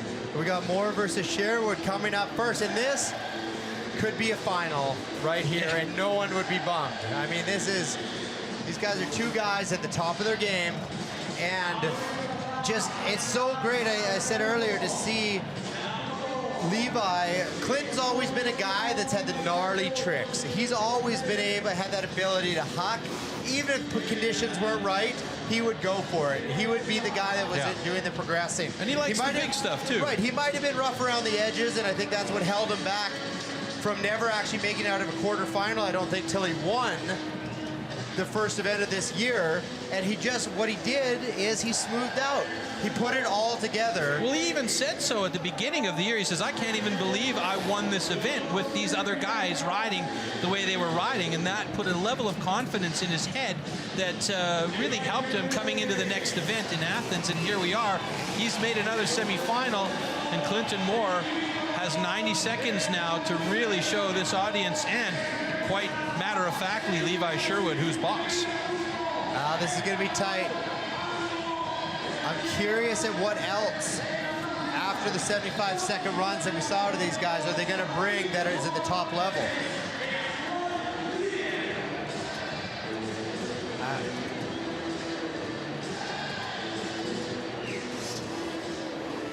All right, here we go.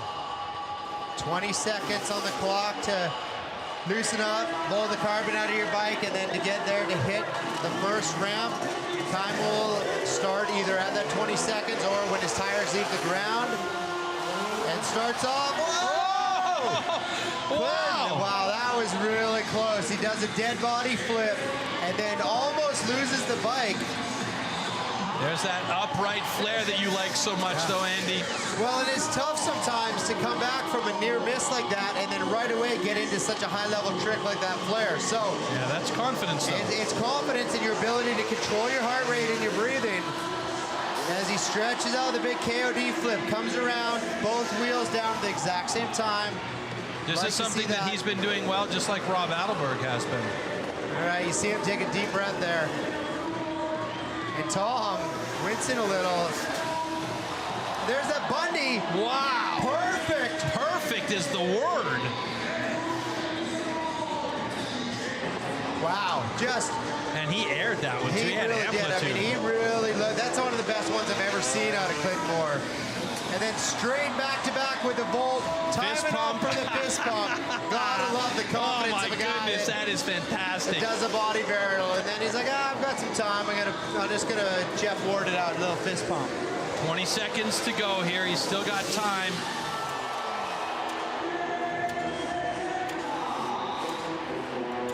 And he's going to make it into the tunnel here. This will be his last jump.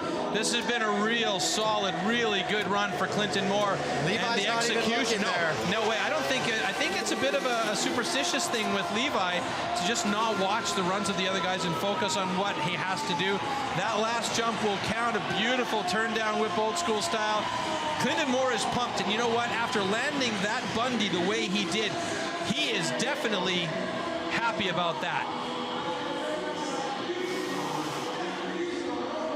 Well, that's going to make it tough on Levi Sherwood, but I really think Clinton's putting himself in the position for that third win, the hat trick, and you know, there is one man standing in his way right now, and then there's going to be one more man standing in his way if he can get past Levi Sherwood. But it's got to be tough to be a guy like Levi who's not watching his run, to hear the crowd react the way that they're reacting. And look at this, he almost loses that. He looks like he stabbed his heels a little bit on the bars, and that kind of threw him off. A great recovery. The judges shouldn't really mark him down for something like that. No, I don't think so. I mean, yeah, we call it that they're always looking for the mistakes in the run, but you can't really count that as a mistake. You know, and then on that kiss of death flip, 2 wheels down. And look at this, Bundy. I mean, perfect. That's perfection. Amazing. That is textbook right there. I mean, textbook. I don't even, it's so new that I don't even think there's textbooks written on that one. I don't even think it's in our Trictionary. Well, it will be after this event. Yeah. Nice 360. The one thing that is remarkable about this run for me from Clinton Moore is the execution. Yeah, we know he's got the Bundy. Yeah, we know he's got the Volt. Yeah, we know he can do the quarter pipe tricks and all of the other stuff. But quite honestly, the execution was really on point, and that is going to be the pressure cooker now for Levi Sherwood. Well, lucky for Levi, execution is his middle name. He loves stretching. Really? I thought it was Frank. Well, it might be. But he loves stretching tricks out to the absolute maximum. And he does do that very well.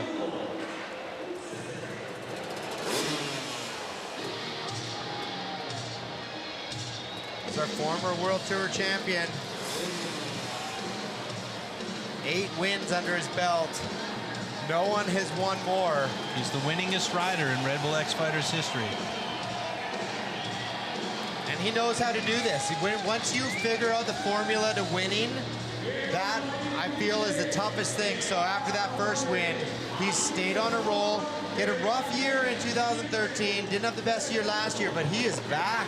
And he is just, he's mean about the way he's riding this year. Well, I think we also talked to him last year, and he said, you know, I just had to relax and take it one day at a time instead of pressuring myself. And we saw that.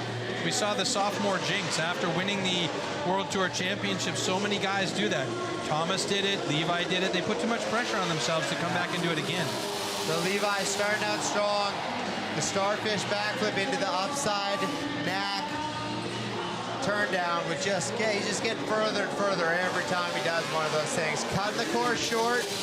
And then the switchblade over into an old school Superman. Oh, yeah. Love that. Just kind of a fun combo out of him, but it just shows he's very unorthodox about some of his combos that he's doing. And he's hit this course really well. Use of course is definitely on his side at this point. And, you know, that's, like you say, 20% of the score with lots of time left and still plenty of ramps in front of him. Here we go up onto the quarter. Nice flare for Levi. It's the so flare. great to see that in his run. Yeah, I mean, he is really throwing everything at this course right now.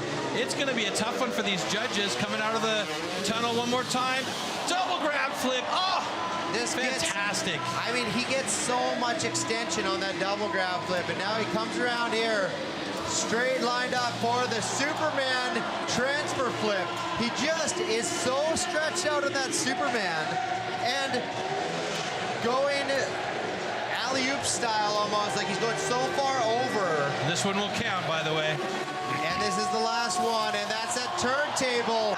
Just so slow and lazy, and not lazy in a bad way, lazy in a good way. Yeah, lazy in freestyle motocross is definitely a good thing, folks. It means everything happens in super slow motion, and the judges love to see that because it means you're committing to the trick. You're making it really obvious for the judges and for the audience. And the style is top-notch there by Levi Sherwood. Style judge just loves to see that. I mean, and he just had his feet up, full almost heart attack position there. Just so much extension and style out of Levi. Look at that. The Did you see that Shaolin front fender wiggling right when he hits it. to the front fender. Getting that thing around to almost 140 degrees. There's that combo too. Switchblade to Superman. Getting that use of course. Yeah, the super kicker with the Rodova. These are looking better and better each time. I really like that flare from Levi Sherwood.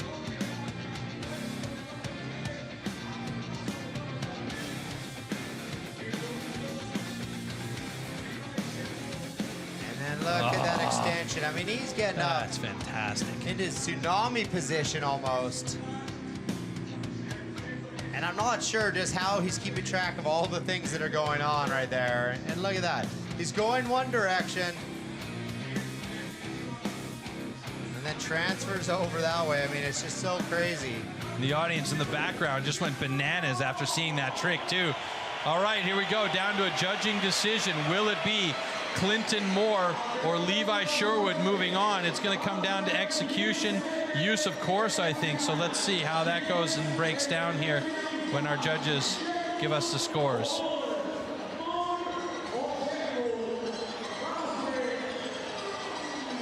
Well, these two guys chatting up on top of the hill. I have a feeling the judges are really going to have a hard time on this one here. Because all right, here we go. Variety, that one belongs to Levi Sherwood.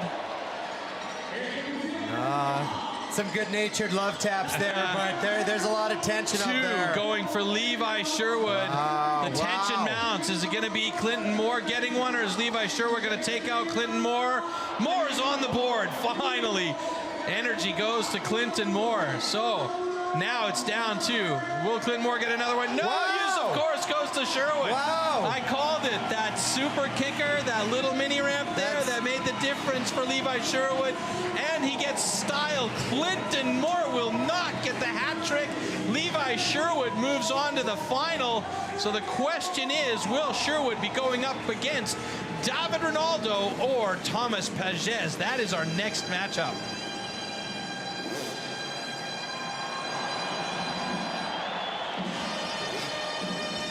Wow, that, I don't want to say that's an upset.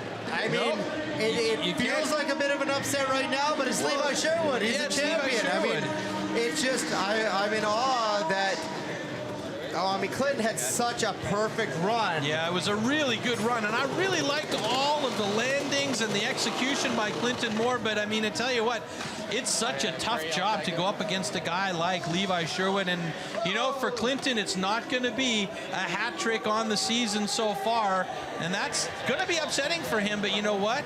He's not going to be that upset because, you know, he's going to get no worse than fourth place at this event. Well, it's going to be bad because not winning is going to be like a stab to the heart. He was looking forward to trying to go for that hat trick, but like you said, he's still going to be there in the points lead probably. And we see David Ronaldo coming out.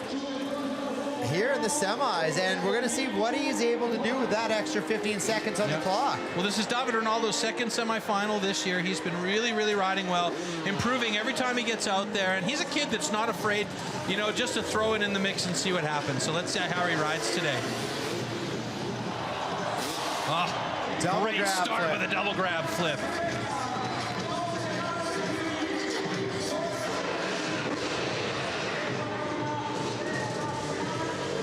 Ardev heading out the tunnel here. Oh no! Oh, no! Oh, he wanted the California roll, and he just flubbed it. That is a huge mistake.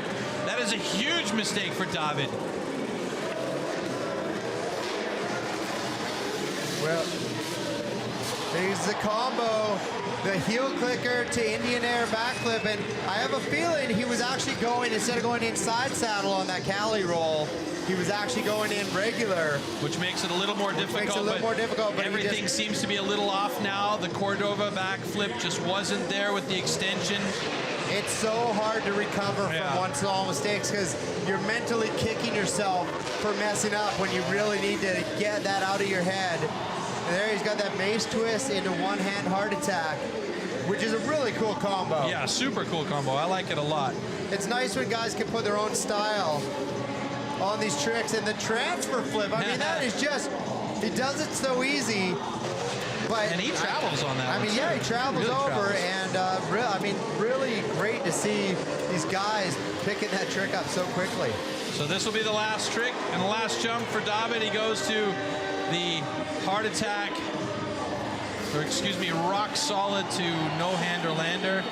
But against a man like Thomas Pages, it's just not going to be enough, especially with a huge mistake on a Cali roll. Yeah, you don't want to see a dead sailor in this business. There he goes. Scorpion's out, and he comes a little short on that one, actually. He's still up there having fun with the audience. But the thing with going against Tom Pages is it's very difficult to beat him, but sometimes he can beat himself. He can have a small mental mistake. He's doing tricks at such a level. A couple of them are just a whole other level than what we're seeing out here. Well, I mentioned it earlier. I said that David Ronaldo tends to have the ability to just get inside the head of the competitor that he's up against. But I think in this particular case, it's the reverse situation. He got inside his own head.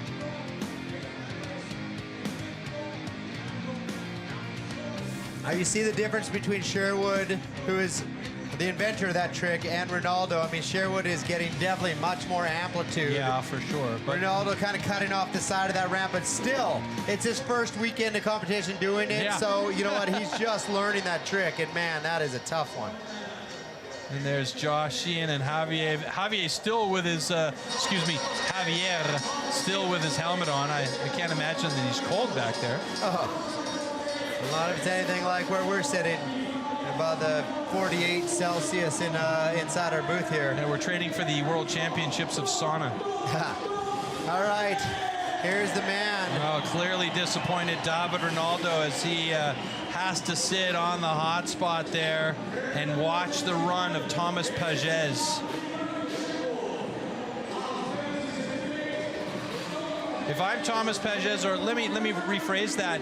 If you're Thomas Pages, what are you thinking right now, having seen Ronaldo's run, as we take a look at his parents in the grandstands there, always on site for Thomas to support? Yeah. Well, I know they're nervous because I just got nervous when he came out on course. Yeah, every single time. But he's, like we were saying earlier on, an all or nothing kind of rider. Here we go, run. Thomas Pages. All right, starting out, that no-handed Superman. I just love over the big gap, 115 feet, just looking so smooth. Setting up for the quarter now. And this is the alley-oop flare. Oh, yeah, it's another perfect one. Oh, my goodness. I just can't get over that. It is fantastic how amazing he does that. Stomping it. It just blows my mind to see those rotations going on a motorcycle. Big 360. Big laid out 360. We actually saw him get a little aggressive with that trick in qualifying. Mr. Pages is just tapping his foot. I'm kind of doing the same thing. I got some nervous energy up here. We're on the edge of our seat up here. Special flip. Uh-oh. Gets a little hung up there, which is no big deal. The form and flow judge will dock that maybe a little bit, but if Tom does what he wants to do here. The flare. Dabs a foot. So Still the got opposite, time, though. The opposite flare. Now we've seen it both ways with the alley-oop and that way. Goes back in, 15 on the clock. And there's the volt. The volt. Oh. A special flip. Well, let's talk about what he's got. There's a special flip, flare. an alley-oop flare, and the volt. And the volt, all in one. It's coming And time back to out go. here. And just, absolutely upside down. And his dad is on his feet. Yeah. That's a breath of relief for both mom and dad. Seeing And that me. last trick, for us too, yeah. But for mom and dad, especially down there in the seats with everybody else, seeing their son land that last trick, get off the bike and jump up and down for joy in front of this fantastic Las Ventas crowd. I mean, hey, come on. Who's kidding? Pages took that one away. Unbelievable. The crowd is on their feet here in Las Ventas. And he absolutely threw the last flatliner like I've never seen anyone do that trick before. Even Tom, that was huge. And here's that alley-oop. Twisting to the inside, he loops it around, looks for that landing, and he's getting to the point where he could almost over-rotate that thing. He's muscling that. Watch his body push the bike in this last section right there. I mean, that is just incredible power. Special flip. It's where you do a backflip. Well, the bike goes straight. Nothing's touching the bike, Nothing by the touches way. the That's bike. another one of those Yeah. varials that we talked about earlier. A little bit of a foot dab there, but I don't think anyone's going to care. And then the volt.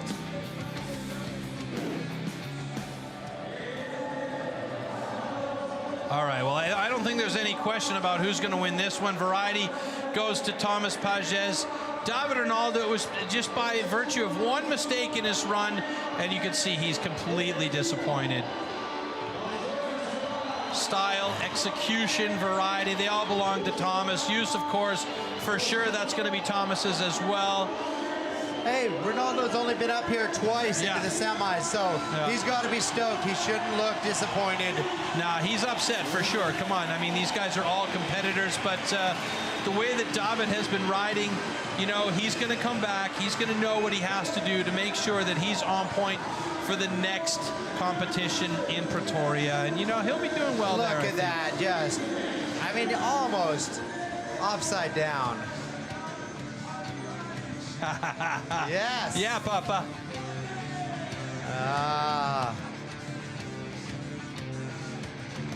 That is one stoked man, and the only bad news for him is he has to do a run like that one more time here tonight in the finals.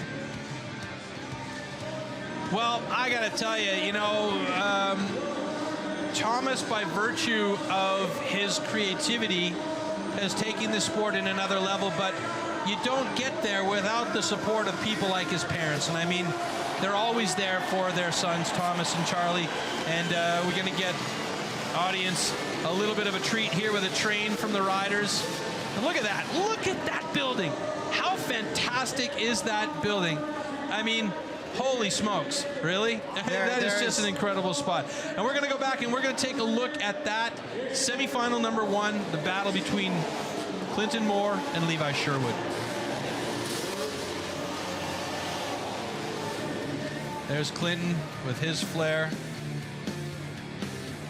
Bundy. And of course the Bundy. I just love that trick. Was just so cool. So perfectly executed. I have to say, that's the best one I've ever seen him do. But look at this execution. No one is doing that trick with that extension. Well, I mean, we talked about this after the run. Clinton Moore will not have a chance to get the hat trick. He's eliminated from competition already. Ronnie Renner is with Clinton Moore down in the paddocks as we take a quick look at Levi Sherwood there. And we're going to hear from Clinton right now about his elimination from competition in the semis tonight. Moore, who unfortunately will not be pulling off that three-peat here in Madrid, but you rode solid, man. Just run us through it. Yeah, thanks a lot, man. Yeah, unfortunately I won't be taking the hat trick, but hey, you know, I had lots of fun. I was really concentrating on what I needed to do in my run, and you know, that's all I'm here to do for is just have fun and do everything that I'm already doing. I'm not putting that pressure on myself, so you know, I'm super happy with my outcome, and yeah, good luck to the rest of the boys. Do you think you could have faced a harder semifinal run? That was gnarly. No, not really. You know, Madrid always offers like the hardest runs, or brings out the hardest runs in every rider. So I knew it was going to be tough to beat, and I just did my best. And you know, Levi's obviously learned a couple of new things to take them or even it out between us two. So you know, congrats to the guy, and he deserves a win. Well done, man. Thanks a lot. Thank you. Well, Clinton Moore, a class act there, you know. I mean, he knows that he was up against a very solid competitor in Levi Sherwood, even though he put down a super hardcore and a super nice run with that picture-perfect textbook Bundy. He just didn't have it in the judges' eyes tonight, and Sherwood moves on to the final along with Thomas Pages, and this is a final that we've seen before. Well, seems a little deja vu from Athens. Yep. You know what? Let's go over to Jason Moore, our head judge, and find out why they chose Sherwood over Moore. I mean, we have our decision, but, you know, maybe we could get it from the horse's mouth in this case with our head judge, Jason Moriarty. Yeah, good evening, guys. Yeah, it was a close run, despite there being 4 helmets to 1. It was pretty close in some of the categories. Levi Sherwood tonight definitely had the edge in execution, performance flow, and use of course, and that's what got it for him. Clint seemed to be losing his intensity a little bit towards the end of the run. He still managed to get the energy judge, but it wasn't enough to take all or enough helmets to get through. All right, thanks, Jason. Well, there you go. From the head judge himself, Jason Moriarty, and Levi Sherwood will be going up against Thomas Pages in our final tonight as we prepare for what should be an absolutely epic battle. The question now is Sherwood going to be good enough? Does he have what it takes to beat Thomas the way he's been riding tonight? Or is Thomas going to know that Sherwood, as good as he is, going to make a mistake out there? It's going to be really, really difficult. Our final facts here, it's going to be head-to-head, Sherwood versus Pages, 105 seconds. Of course, you got to win 3 of the 5 categories, and the winner's going to put 100 points towards that World Tour Championship. Moore's only one perfect so far. It's going to be a new winner for the first time in 2015. Which of these guys is it going to be? Yeah, actually, and I'm really looking forward to seeing this battle. Here we go. The bracket, we saw Clinton Moore up against Levi Sherwood, David Ronaldo against Thomas Pages, Levi Sherwood up against Thomas Pages. Both of these guys have plaques on the Hall of Fame wall. Question is, which of them will get a second plaque or an additional plaque on that wall tonight? Tom's got 2, so Tom is still in contention for that hat trick. And Thomas is having a little bit of fun right now with our Torero. Good to see that. All right. These guys are obviously pumped. They're ready to go. The audience here is ready to go. We're ready to go. Folks, if you're just joining us, we are jumping into the final head-to-head battle at the Red Bull X-Fighters World Tour stop here in Madrid, Spain, at the Plaza de Toros de las Ventas. It is the final between New Zealand's Levi Sherwood and France's Thomas Pages. Both of these guys have epic trick combos in their trick lists. Here we go. First rider out will be Levi Sherwood. Let's do this. Let's do this. He looks calm. He looks really calm. He looks confident, knowing that he's in another final. Worst case for him is going to be a second place tonight. So all he's got to do is get out there and stomp the best run of his life, because he's going up against Thomas. Here we go. Levi Sherwood, first rider out in our final here tonight in Madrid. Let's go. Well, like you said, let's do this. And it is time. 105 seconds starts right now. And he starts off big. Huge. The starfish backflip.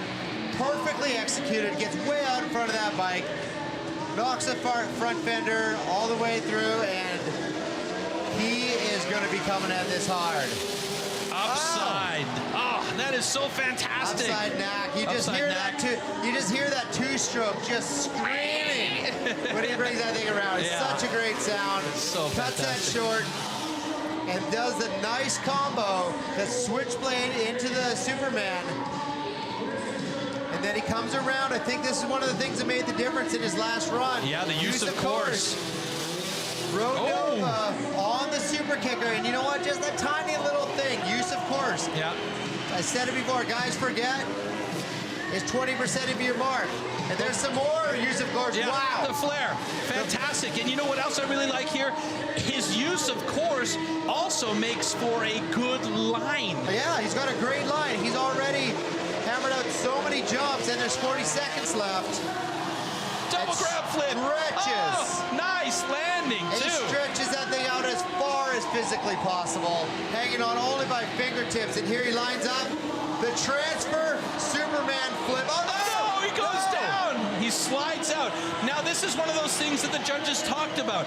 He landed it, but by virtue of the dirt being so soft, he slid out.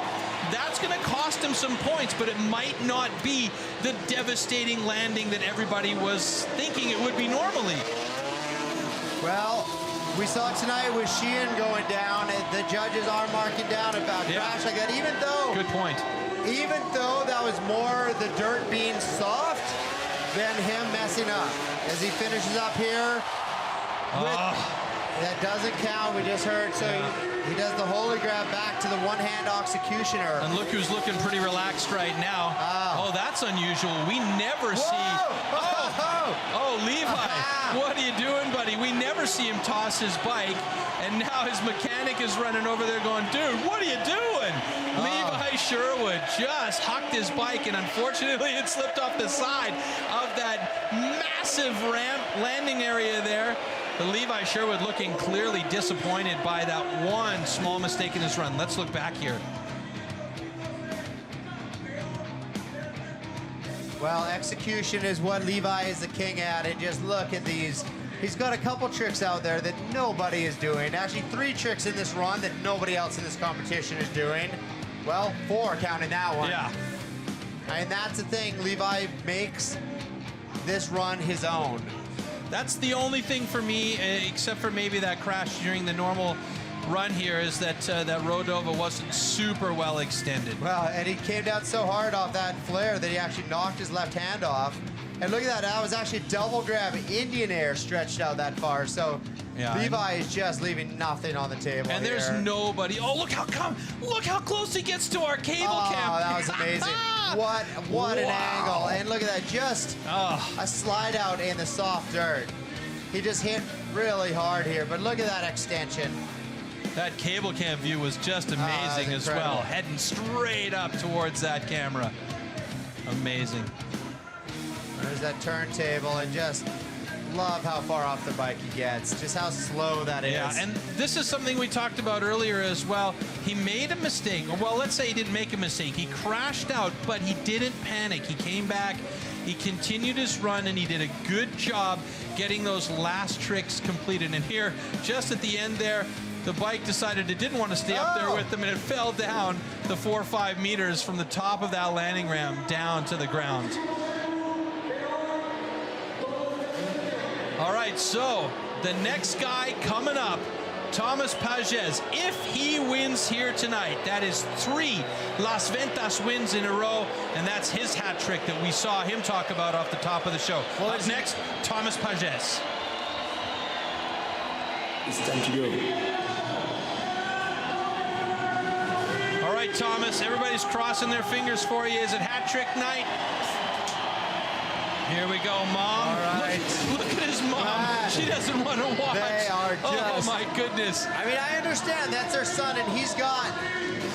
Oh, and Tom, hopefully just take a breath, Tom. Yeah. It's so tight, so tough to get going here, and then he has a small mistake. He's got a minute and 5 seconds. 145 seconds. He doesn't need to rush around this course. He can do what he needs to do. Here we go.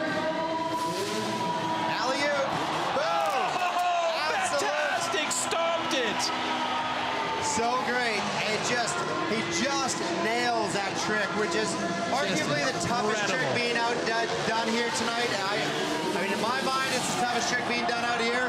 and he does it absolutely perfectly. Yeah, it's just amazing. 360 there, we just saw that one. Thomas is on fire. Absolutely on fire. Levi Sherwood looking nervous, knowing he's got that one small mistake in his run. The special flip. Yes. Perfection from Tom Pages. Once. That's that burial, not hanging on at all. Oh, man. Mom and Dad, what are you doing? Yeah, come on. Lining up again. What's he lining up for here? Sure. Over onto that other ramp. Now he's got something different planned for us here. The bike flip. The bike flip. Perfect. Yes. Fantastic. Yes. Unbelievable. That is just an incredible. The bike flip gets better and better every time I see it. He is killing it in that trick. Oh, absolute perfection there from Pages. Oh, and then he gets hung up. Feet on, Volt. He gets hung up a little bit on the varial, on the Volt. Lucky he's got that back fender cut so short. Oh my goodness. And Levi knows he's in trouble right now. He's in big trouble right now. Thomas just on fire.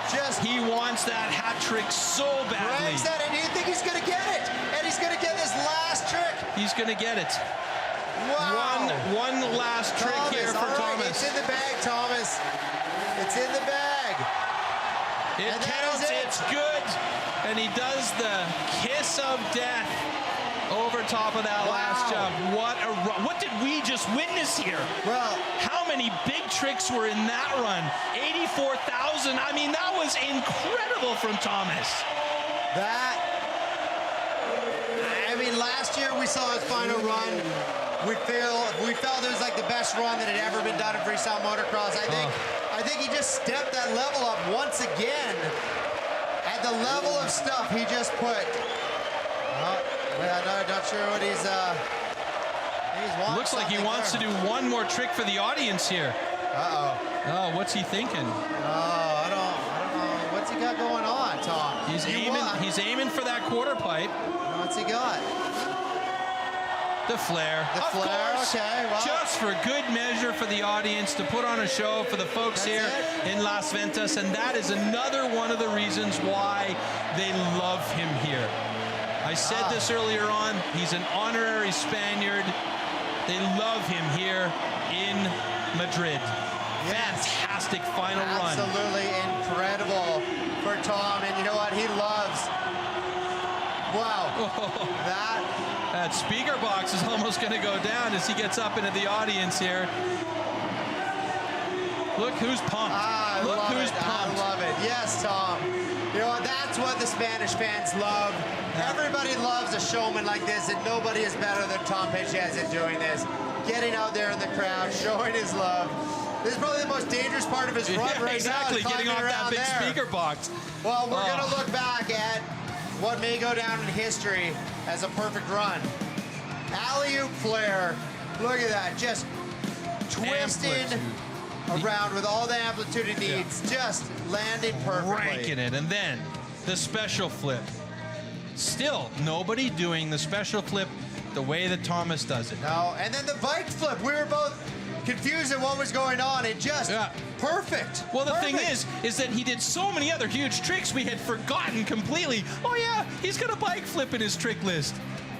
Wow, this is the only part that got a little scary. Just taps his right foot, bringing it back over on that Volt, on that short fender, and yeah, Mom and Dad, we feel the same way up here. Hey, we feel the same way up here. I think that was our faces as well. That was our faces as well. And then finishes off with good measure with the perfectly executed ruler. Although I would have taken a few points off of the landing. Yeah. Oh my goodness. Thomas, enjoy this moment. It's yours more than any other time. Judging, here we go. Thomas gets variety, of course.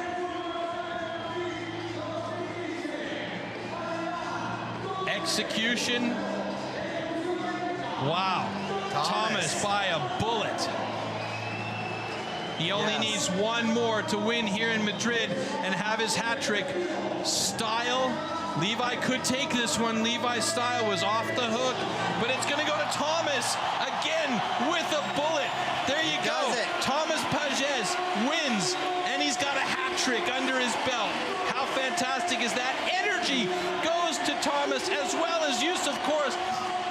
Andy, I think that's the first time ever that we've seen Sherwood swept in a final. Yeah, and we got to remember that he did crash, so that was obviously against him because he rode amazing. But Tom, he just put it down. Yeah. I mean, the level of tricks that we just witnessed, a special flip, a vault, a flare, an alley-oop flare, the flatliner upside down under the bike. Bike flip. The bike flip. I mean, just half of his tricks were tricks that nobody else is even doing. He used 6 of the 9 ramps on course. The only ones that he didn't use were the ramps that were set up down there for the double backflip. Well, I'm glad he didn't touch one of those. Yeah, I kind of have to say I'm with you on that one.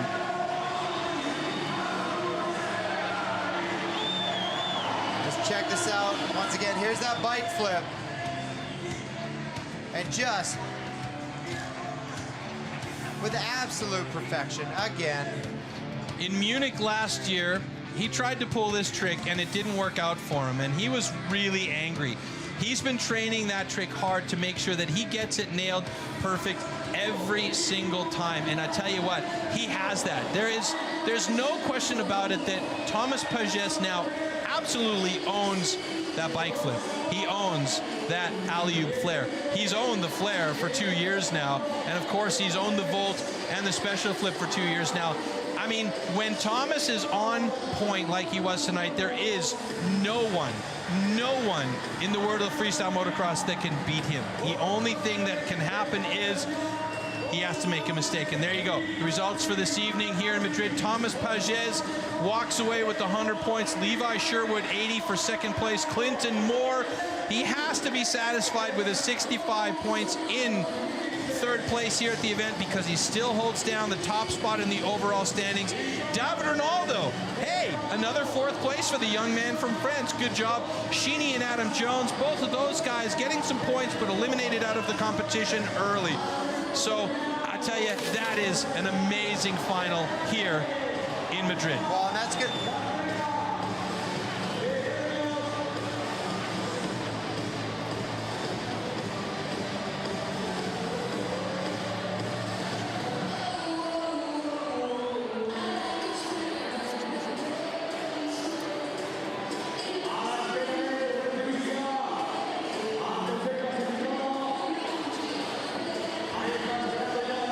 So right now we've got Ronnie Renner, our sideline reporter, here with the winner of Madrid and our hat trick man. He's got another plaque on the wall. Ronnie, down to you, buddy. Tom Pages, Tres Champion. How does it feel, man?